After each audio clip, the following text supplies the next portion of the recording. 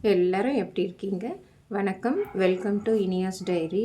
இப்போது சமீப காலமாக நான் நல்லா இல்லை.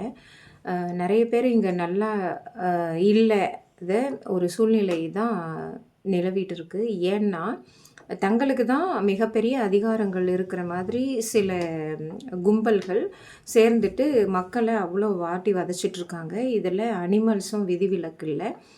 இந்த கும்பல்கள்னு சொன்னேன் இல்லையா, தங்களுக்கு தான் அதிகாரங்கள், மிகப்பெரிய அதிகாரங்கள், இந்த உலகளாவிய அதிகாரங்கள் இருக்குது அப்படின்னு சொல்லிட்டு, அந்த அதிகாரத்தை எப்படி பயன்படுத்துறது அப்படின்ற ஒரு சின்ன ஒரு திங்கிங் கூட இல்லாமல் அதிகாரம் அப்படின்றது என்னன்னு அவங்கெல்லாம் கண்டிப்பாக புரிஞ்சுக்கணும். அதிகாரங்கிறது மனிதர்களுக்கு மட்டும் இல்லை, விலங்கினங்களுக்கும் உதவுற மாதிரியான செயல்களை தான் அதிகாரம் அப்படின்னு சொல்லுவாங்க. ஏதோ ஒரு உத்தரவை பிறப்பிச்சுட்டு ஒருத்தருக்கு மிகப்பெரிய தண்டனைகளை கொடுத்துட்டு அல்லது மிருகங்களையோ மனிதர்களையோ வாட்டி வதைச்சிட்டு இருக்கிறதுக்கு பேர் அதிகாரம் இல்லை. இதை கிளியராக புரிஞ்சுக்கிட்டீங்க இல்லையா? அதாவது அதிகாரம் என்பது மற்றவர்களுக்கு பயன்படணும், அவங்க மனசார நம்மளை வாழ்த்தணும், அதுதான் அதிகாரம். இதில் பொலிட்டிஷியன்ஸ்க்கு நிறைய அதிகாரங்கள் கொடுத்துருக்காங்க. அந்த அதிகாரங்களை எவ்வளோ தூரத்துக்கு பயன்படுத்துகிறாங்க அப்படிங்கிறது தான் இந்த ஃபேஸில் தெரியுது பாருங்கள். எனக்கு அவ்வளோ வருத்தங்கள் இருக்குது. ஒரு நேர்மையாளராக எத்தனையை தான் சமாளிக்கிறதுன்னு தெரியல. ரீசெண்டாக நான் லஞ்சுக்கு வரும்போது தான் நான் சொன்னேன் இல்லைங்களா, லஞ்சுக்கு வரும்போது ஒரு 100 பேர் நிற்கிறாங்க. அதில் ஒரு வக்கீல் நிற்கிறாரு, ஒரு போலீஸ் அதுக்கு முன்னாடி வந்தாங்க. நான் 20-40 பவுன் நகை காணாமல் போயிடுச்சின்னு சொன்னேன் இல்லைங்களா. போலீஸை வேலை செய்ய விடலை. அந்த திருட்டு பயம்லாம் நிறைய இருக்கும்போது அதன் மீது கவனம் செலுத்த முடியலை. நான் லஞ்சுக்கு வரும்போது ஒரு 100 பேர் நின்றுட்டு ஒரு பிரச்சனையை பேசுகிறாங்க. அது என்ன பிரச்சனைன்னா, ஏபிசி ரூல்ஸ் அப்படின்னு சொல்லிட்டு ஒரு பிரச்சனை தான். Animal birth control.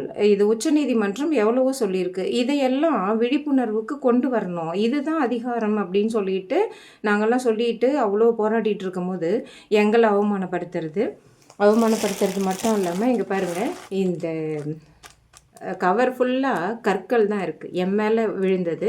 அதுவும் இல்லாத வன்முறைகளை லாஸ்ட்டில் ஏவி விடுற அளவுக்கான இந்த அதிகாரங்கள் ஏன் இவ்வளோ கீழ்த்தரமாக போயிடுச்சுங்கிறது தான் இந்த முகத்தில் இருக்கிற வருத்தம். இந்த கற்களெல்லாம் இப்படி வீசுறதுனால என்ன பிரயோஜனம்? மனிதர்களுக்குள்ளே இவ்வளோ வன்முறைகளை தூண்டுறதுனால என்ன பிரயோஜனம்? அனிமல் பர்த் கண்ட்ரோல் அப்படிங்கிற அந்த ரூல்ஸை நம்மெல்லாம் தெரிஞ்சுக்கணும். அங்கே நிற்கிறாங்க நிறைய ஊராட்சி மன்ற அதிகாரிகளும் உறுப்பினர்களும் நிறைய பொலிட்டிஷியன்ஸும் நிற்கிறாங்க. அதில் ஒரு வக்கீல் நிற்கிறாரு. இந்த தெருவில் இருக்கிற ஒரு வயதானவங்க நிற்கிறாங்க. அவங்களுக்கெல்லாம் பொறுப்புங்கிறதே இல்லையா? அதாவது இங்கே இருக்கிற ஒரு ப்ரெக்னென்ட்டு லேடி டாக், பெண் நாய், அது வயிற்றில் குழந்தைய சுமந்துட்டுருக்கு. அதை பிடிக்கணும் அப்படின்னு சொல்லிட்டு கேட்குறதெல்லாம் எவ்வளோ தூரத்துக்கான மனிதாபிமானம்னு தெரியல. 3rd 3/1/2026 உச்சநீதிமன்றம் மனிதாபிமானத்தை பற்றி ஒரு வீடியோ நாங்கள் ப்ளே பண்ணுறோம் அப்படின்னு சொல்லியிருக்காங்க. இந்த வீடியோலாம் ப்ளே பண்ணுறதுக்கும் வாய்ப்புகள் இருக்குது. அனிமல் பர்த் கண்ட்ரோல் அதை பண்ணால் இந்த நாய்கள் எல்லாம் ஏன் இவ்வளோ பெருக போகுது? இதை இன்றைக்கி நேற்று சொல்லிகிட்டு இல்லை, அனிமல் லவ்வர்ஸ்ன்னு சொல்லிட்டு கிண்டல் அடிக்கிறாங்க இல்லைங்களா. நாங்கள்லாம் இன்றைக்கி நேற்று சொல்லிகிட்டு இல்லை, நாங்கள் வாக்கிங் போகும்போது நாய்கள் எல்லாம் வருது அப்படின்னு சொல்லிட்டு, நிறைய நாய்கள் இருக்குது, தெருவு ஃபுல்லாக நாய்கள் இருக்குது அப்படின்னு சொல்லிட்டு இருந்தாங்க. ஒரு கிட்டத்தட்ட 10 இயர்ஸாகவே தினமணி பேப்பரில், தினமலர் பேப்பரில், தினத்தந்தி பேப்பரில் எல்லாமே வந்துட்டு தான் இருந்தது. இருந்தாலுமே அதை சொல்லும் போது அந்த அனிமல் பர்த் கண்ட்ரோல் அப்படிங்கிற விழிப்புணர்வு இல்லாமல் இருந்தது. அந்த பர்த் கண்ட்ரோலுக்கு, அனிமல் பர்த் கண்ட்ரோலுக்கு ஃபண்டு ஒதுக்குறாங்க இல்லையா, அதெல்லாம் எங்கே போச்சு? அதில் நிறைய ஊழல்கள் நடக்குது அப்படின்னு சொல்லிட்டு நிறைய பேர் சொல்லிகிட்டு இருக்காங்க. அதை ஏன் மூடி மறைக்கிறாங்க? இதை தான் அதிகாரமாக பயன்படுத்திக்கிறாங்க.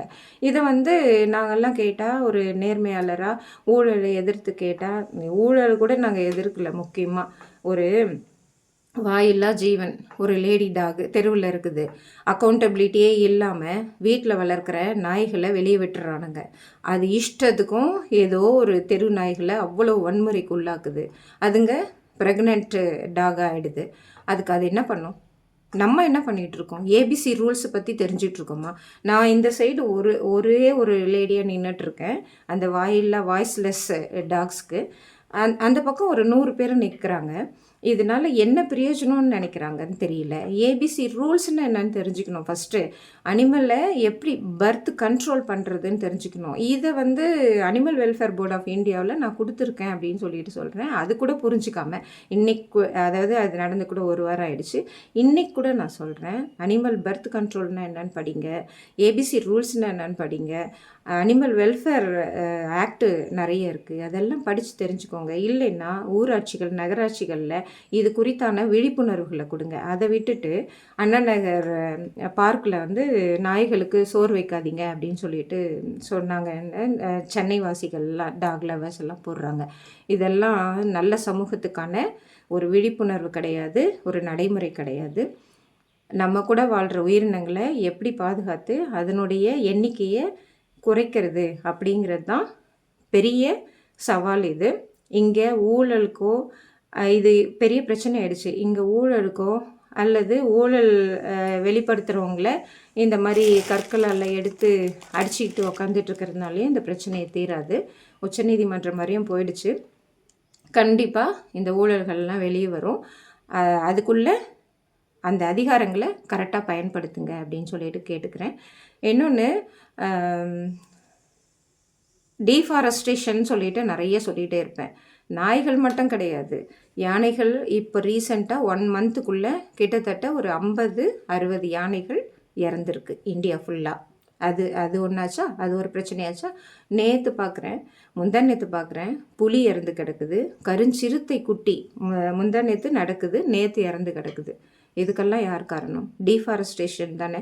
ஃபாரஸ்ட்டில் போயிட்டு அவ்வளோ ஊழல். இங்கே மட்டும் கிடையாது, ஊராட்சி நகராட்சியில் மட்டும் ஊழல் கிடையாது, எல்லா இடத்துலையும் ஊழல். அதிகாரங்களை தவறாக பயன்படுத்துறதுனால தான் இத்தனையும் ஏற்படுது.